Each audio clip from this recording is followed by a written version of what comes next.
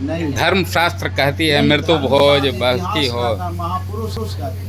जो मृत्यु भोज नहीं करता है वो भारी मूर्ख है मनुष्य जगत में। प्रकांड विद्वान व पटना जिले के विक्रम बराह स्थान के महंत आचार्य पुरुषोत्तमाचार्य ने कहा कि प्राणी की मृत्यु उपरांत उसका कर्मकांड व मृत्यु भोज जरूरी है। उन्होंने बताया कि प्राणी के जन्म से मृत्यु तक अनेक संस्कार होते हैं, उसी कड़ी में यह अंतिम संस्कार है। एक संस्कार है जन्म से लेकर के मृत्यु पर्यंत, उसी में अग्नि संस्कार है, उसी में सत्यनारायण संस्कार है, उसी में 10 कर्म संस्कार है जो मनुष्य के कर्म को और उजागर करने का काम करता है। 10 कर्म एक संस्कार की प्राप्ति कराता है। एक आदशाह कर्म है जो एक 11 स्थानों पर जो ठहराव की व्यवस्था होती है, उसी तरह से प्राणियों को जहाँ भी उसकी यात्रा होती है, जहाँ उसका ठहराव होता है, जैसे एक आदशाह हो गया तो एक आदशाह के दिन शुभ कर्म शुरू हो जाते हैं। एक आदशाह के दिन वो प्राणी जमलोक में जाने की जो भय होता है वो भय दूर हो जाता है। और 12वें दिन जो वैष्णव जन होते हैं उनके लिए अर्चिरादि मार्ग कहा जाता है, गीता का पाठ किया जाता है, उनके लिए भागवत की कथा भी सुनाई जाती है जो वैष्णव जन होते हैं। जो वैष्णव नहीं होते हैं उनको गरुड़ पुराण सुनाया जाता है, नरकों का वर्णन सुनाया जाता है। और जो वैष्णव जन होते हैं उनको अर्चिरादि मार्ग की प्राप्ति के लिए शुभ कर्म शुभ प्रसंग सुनाया जाता है। ये 12वीं को मृत्यु भोज ये मृत्यु बहुत जरूरी है। ये अपना एक संस्कार है। जैसे जन्म लेने के बाद मनुष्य को छठी होता है, बरही होता है, इसकी क्या इच्छा है? छठी बरही का क्या प्रयोजन जो धूमधाम से लोग करते हैं? ये विवाह शादी में मंडप करने का क्या प्रयोजन, खर्चा करने का क्या प्रयोजन हुआ? अपना लड़का लड़की का मन हुआ शादी कर लिया।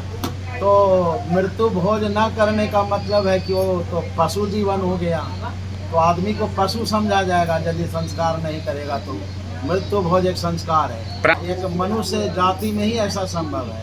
यदि ऐसा नहीं करेगा, मतलब कि खर्चा के चलते, धन व्यय के चलते, या तो अच्छा नहीं ऐसा समझकर उनको शास्त्रों से ज्ञान लेना चाहिए।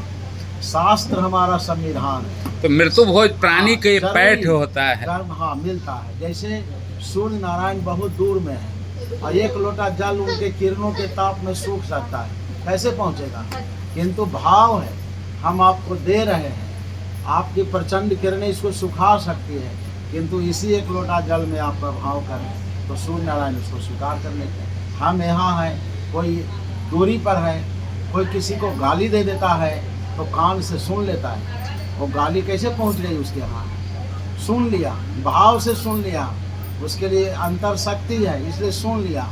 उसी तरह से हम भाव करेंगे मृत्यु भोज में प्राणियों के लिए तो प्राणी को मिल जाए। एक बरखी का भी संस्कार होता है। बरखासन दिया जाता है, एक नियम है, एक भाव है। उस लंबे पथ से यात्रा करने वाले पथिकों को उसके बाल भोग की व्यवस्था, नाश्ता की व्यवस्था करके भेजा जाता है। उसी तरह से हमारा जो यात्री है, हमारा जो पथिक है, हमारा जो आदमी है, यहाँ से चल चुका है, रास्ते में किसी तरह की परेशानी ना हो, उसका लिए वो बैलेंस कहा जाता है। वही बैलेंस है, वही पानी, वही अन्न उसको परलोक मिलेगा, दूसरा कुछ पैठ होने वाला नहीं है। प्राणी की मृत्यु के बाद उस प्राणी को तो भगवान के चरणों में स्थान मिल जाता है, उनका आवागमन बंद हो जाता है। वो बद्ध प्राणी नहीं होता, वो मुक्त प्राणी कहा जाता है। अब उसकी शांति के लिए जिस लोक में हो, जिस स्थान में हो, जिस परिवेश में हो, भगवान से उनके मंगल की सदैव कामना करनी चाहिए। भगवान अपने चरणों में उन्हें सदैव बनाए रखें, यही कामना धरती के प्राणियों को उनके लिए किया जाता है। वहीं आचार्य शरद चंद्र द्विवेदी ने भी प्राणी की मृत्यु के बाद साल भर तक के गमन व मृत्यु भोज की महत्ता पर प्रकाश डाला। मृत्यु भोज में दरिद्र नारायण का भोजन सबसे उचित है और ब्राह्मण भोजन और दरिद्र नारायण इन्हीं का भोजन इसमें सर्वोपरि है। और पिंडदान जो दिया जाता है या दान जो भी कुछ कर लोग करते हैं तो प्राणी के भोजन रास्ते के खर्च के वास्ते दिया जाता है। रास्ते में जो ये साल भर का रास्ता है यहाँ से जमपुरी पहुँचने के लिए, उसी जमपुरी पहुँचने के लिए 1 साल का रास्ता यहाँ से है। उस रास्ते में जो कठिनाई आती है उसी के लिए यहाँ पर दान उपदान या जो पिंडदान भोजन या ब्राह्मण का भोजन जो भी भोजन कराया जाता है देवता या पितर को, वे अग्नि या ब्राह्मण के द्वारा ही भोजन मिलता है, प्राणी को मिलता है। हाँ, देवता या प्राणी जिनका भी भोजन देते हैं वे ब्राह्मण के मुख से ही पहुँचता है या अग्नि के मुख से, ब्राह्मण या अग्नि इसी के द्वारा उनका भोजन मिलता है। तो इस साल भर के विचरण जमपुरी के विचरण के बाद बैकुंठ धाम में वहाँ पहुँचने पर उसका निर्णय लिया जाता है कि वहाँ जाएंगे, बैकुंठ धाम जाएंगे कि बैतरनी में जाएंगे कि रौरव नदी में जाएंगे, जैसा उनका कर्म रहेगा उसी मुताबिक वहाँ उनका फैसला होगा। जमराज की आज्ञा होगा कि फलना जगह जाएंगे, जो जैसा कर्म करेगा उसका वहाँ उसका रास्ता में सही ढंग से पहुँचने के लिए इतना किया जाता है। उसके बाद जो उनका कर्म है उसी के मुताबिक उनका फल मिलेगा। तो ये माने मुख्य आशय है कि प्राणी की मृत्यु के बाद साल भर जमपुरी का ये रास्ता है और उस रास्ते के लिए प्राणी को जो उनका भोजन पानी और ये जो पिंड के माध्यम से दिया जाता है, जो उसमें तो कई प्रकार पिंड तो कई प्रकार क्या क्या से दिए जाते हैं। उसमें पिंड देने के लिए 48 पिंड दिया जाता है प्राणियों के मुख के लिए, छिलका बना के या खोबा के बना के उनका पिंड दान होता है। चावल का हविष बनाकर या दूध के खोबा के उससे भी पिंड दिया जाता है। कहीं कहीं चावल या जौ के आटा से भी पिंड दान दिया जाता है।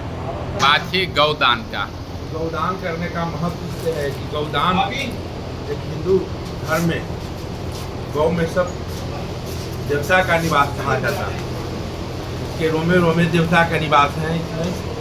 और गौदान करने से हमें रास्ते में एक बैतरनी नदी मिलती है, रास्ते में जमपुरी जाने के लिए एक बैतरनी नदी है, उसमें गौदान जो उसका हो जाता है वे गौ के पूछी पकड़ कर उस पार हो जाते हैं। जिनका गौदान नहीं होता है तो बैतरनी में डूब जाती है। तो यह आचार्य शरद चंद्र द्विवेदी और पुरुषोत्तमाचार्य को आपने सुना, जिनका कहना था कि प्राणी के मृत्यु के बाद हर हाल में कर्मकांड व मृत्यु भोज होना जरूरी है। खबरों से अपडेट रहने के लिए चैनल को सब्सक्राइब करें व वीडियो को लाइक व शेयर करें।